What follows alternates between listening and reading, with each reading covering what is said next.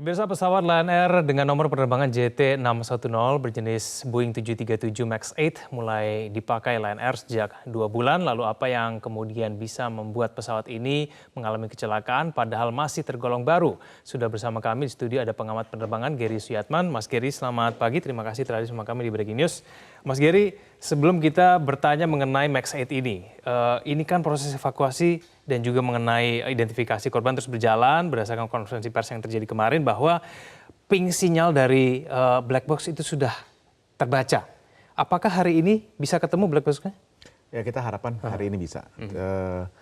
Cuma mereka belum ngelihat black box-nya secara kasat mata. Jadi ya paling tidak kalau nggak hari ini paling lambat besok. Tapi menurut kebiasaan sejarahnya kalau misalnya sudah kelihatan ping location-nya, sudah terdeteksi, kan kemarin hanya terkendala mengenai masalah cuaca. Paling tidak mengenai karena sudah sore begitu, lalu kemudian ombak di dalam laut itu kan kemudian begitu kencang. Ya. Paling tidak akhirnya sudah ketemu lah. Kalau kondisinya sesuai dengan yang mereka ceritakan dan tidak ada perubahan dari tadi malam, kemungkinan besar hari ini bisa ditemukan dan kalau ditemukannya belum terlalu sore bisa diangkat juga hari ini. Oke, Pak Syawgi tadi juga menyampaikan Kepala Basarnas bahwa harapan dengan kemudian ada ping location sudah terbaca, biasanya dan harapannya bagian pesawat yang terbesar tidak jauh dari situ. Ya, seperti biasanya kalau ada itu tidak jauh. Seharusnya masih menempel, tapi kan kalau pesawat jatuh kecelakaan ya apa saja bisa terjadi. Tapi karena dia diletakkan di dalam lokasi yang cukup aman dalam pesawat, jadi kalau terlepaskan pun tidak terlalu jauh. Mungkin nggak sih ping locator ini terpisah dari black box? Mungkin sudah pernah, sampai pernah ada, saya lupa kecelakaan yang mana, tapi ping locatornya si black boxnya lepas dan agak jauh. Jadi mereka nyari, tapi lucunya sejatinya kan dia mereka sudah nemuin main wreckage-nya, tapi pingnya jauh, mereka nyari. Nggak tahu ternyata ping locator yang lepas, black box bisa di dalam pesawatnya. Itu pernah kejadian juga kayak gitu. Tapi makanya kalau tidak ada hal-hal seperti itu sih seharusnya hari ini bisa diangkat. Nah sekarang yang harus diwaspadai oleh dari tim Basarnas, kalau misalnya mereka mau harus betul-betul mencari black box ini kan penting nih ya, ini apa Mas Gary? Ya pelan-pelan, harus disisir pelan-pelan di sekitar daerah yang mereka dengar pingnya itu. Tadi kita dengar dari Basarnas banyak kendalanya itu ada banyak pipa. Dan itu merupakan hazard bagi mereka. Itu mereka harus hati-hati karena jangan sampai merekanya yang kena masalah karena yang kita nggak mau kan adalah rescue the rescuer gitu. Nah tapi itu saya yakin mereka paham banget masalah itu. Ya kita tinggal nunggu lah untuk itu. Mungkin nggak dengan pesawat baru begitu ya, baru 2 bulan, MAX 8 ini ping locatornya ini kemudian sinyalnya lemah sehingga kemudian susah terbaca. Harusnya kan dengan kemampuan teknologi yang begitu pesat, dengan kecanggihan pesawat ini juga begitu baru, harusnya lebih mudah kan Mas Gary? Ya seharusnya masih bagus. Cuma kita juga harus ingat pendengaran di dalam air dan di atas permukaan kan beda. Dan kondisinya perairannya dangkal. Jadi kenapa pencariannya ini beda dengan yang lain? Karena dangkal, mereka tidak segampang itu naruh alat sonar untuk nyari lokasi di mana, karena background noise-nya juga banyak. Jadi kalau sudah dengar secara aura langsung di air ya mending dicari aja di daerah situ. Baik, Mas Gary, selain dari ping locator, hal-hal apa lagi yang mungkin bisa menjadi petunjuk bagi tim Basarnas untuk bisa menemukan baik itu badan pesawat, black box, dan kemudian hal-hal lain yang kemudian bisa membantu untuk proses penyelidikan terhadap jatuhnya pesawat ini? Ya untuk pencarian black box sendiri nggak banyak sih. Mereka pertama perhitungkan dari perkiraan lokasinya. Jadi ditemukannya puing-puing di hari pertama belum tentu estimasi lokasi jatuhnya di situ juga. Karena bisa dalam waktu beberapa jam dari pesawat jatuh sampai ditemukan itu yang puing-puing yang mengapung bergeser karena arus atau angin. Itu pertama. Kedua, ada alat lain lagi selain ping, yaitu ELT. ELT itu biasa di pesawat. Cuman masalahnya kalau jatuh di air, ELT ini kan bergerak dengan menggunakan sinyal radio. Jadi kalau di bawah air nggak akan ketahuan. Ini banyak yang sudah kontroversi, kok ELT-nya kok mati, kok setiap kali pesawatnya jatuh kok ELT-nya nggak ada. Ya kalau jatuh di air nggak akan nembus sinyal radionya. Jadi meskipun jaraknya sudah dekat gitu, katakan di bawah laut tapi dekat gitu tetap tidak terbaca. Beda, ya itu kalau dekat banget bisa, tapi kan pakai radio kan buat pendeteksi dari jarak jauh biasanya.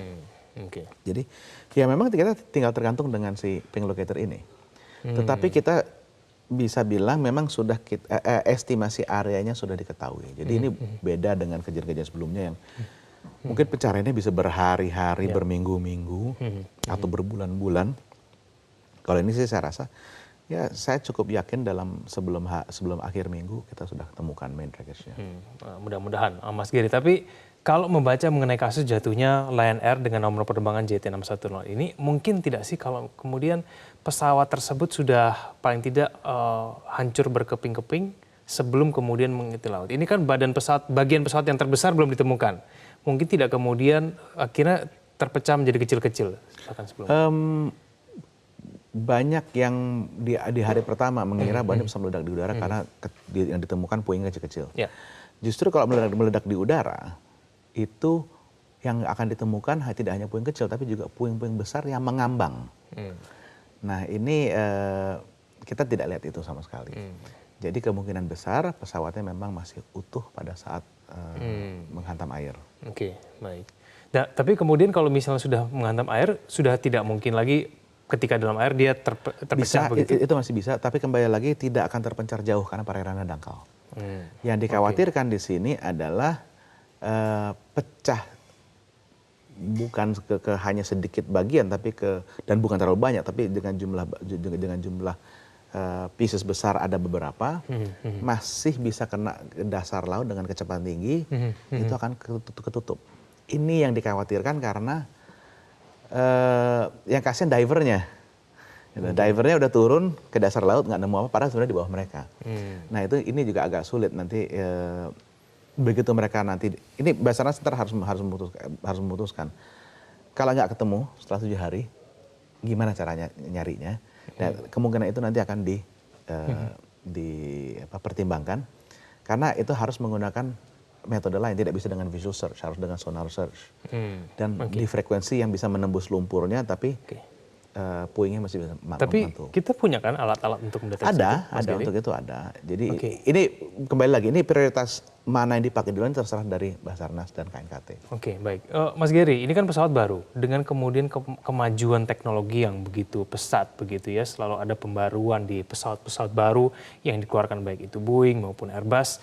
Sejauh mana kemudian kemajuan teknologi ini bisa kemudian mempermudah proses pencarian pada saat kalau terjadi resiko kecelakaan? Ada diskusi dari Boeing dan Airbus sejak kejadian Air France di Samudra Atlantik tahun 2009, yaitu bagaimana black box bisa dilempar dari pesawat kalau pesawatnya sudah dalam kondisi yang sudah bisa dipastikan akan jatuh. Cuman itu proses risetnya masih panjang, sampai tahun 2016 mereka baru masih menyelesaikan konsep prototipenya, itu direncanakan sebelum tahun 2020. Jadi sampai sekarang masih, tapi mereka sudah mengarah ke sana. Lalu juga ada pemikiran mengenai pengiriman data dari pesawat lokasi. Itu sudah ada dan sudah dipakai. Dan ini dipakai yang secara detail itu pertama di kejadian ini. Jadi ini datanya sudah diserahkan ke KNKT. Informasi yang dikirim oleh pesawat dan hilangnya di mana. Jadi makanya mereka bisa melokalize source areanya, tidak terlalu besar karena itu. Tapi itu membantu tidak? Paling tidak untuk dalam proses pencarian seperti hal ini. Max 8 pasti sudah ada dong? Sudah. Dan generasi sebelumnya sekarang sudah dipasang. Gitu. Jadi apakah membantu? Iya, kita tidak perlu lagi membuka search area yang besar yang membutuhkan resource banyak sekali.